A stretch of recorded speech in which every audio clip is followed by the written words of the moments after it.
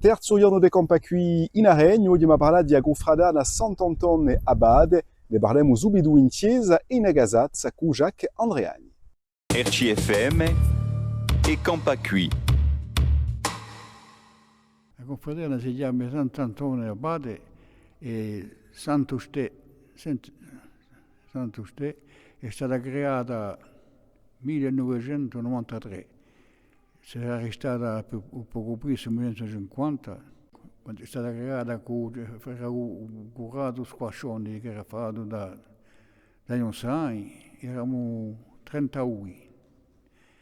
E ora siamo entro 20 e 21 fratelli. Cioè, è sempre giovane che cercano di entrare, ma so sperare che la gioventù entrerà per piacerci un po', perché noi siamo più agli anni.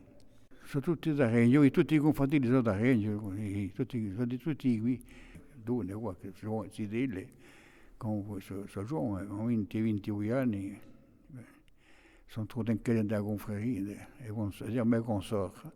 Per il momento siamo 21. Allora, l'elemento più importante è Sant'Antonio, quello dell'Arancio, dove c'è Santa Maria, San Chirgo, la Settimana Santa, Pasqua. Per Sant'Antonio c'è assai mondo. Usando il cacco d'aranci come vado vista, poco questo, tutto fuori in piazza è pieno d'aranci e c'è gente che viene da strò e dopo un ribasto questo asa ci sono che facciamo in casa di Eli.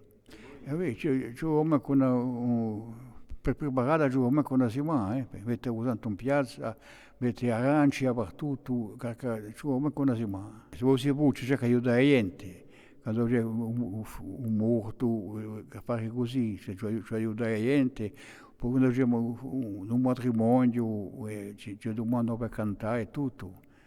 Ci può aiutare, quando c'è a fare così, ci aiutarli, anzitutto. Cioè sperare che continuerà, sperare che i giovani vengano a piazza, ma per il momento noi siamo qui cerchiamo a tenere. Et demain, c'est une éleveuse qui sera avec nous, installée au village d'Aregno. Nous retrouverons Nathalie Castellani, éleveur au vin, donc au village. À demain donc pour notre 4e étape des Compacui au village d'Aregno. RCFM et Compacui.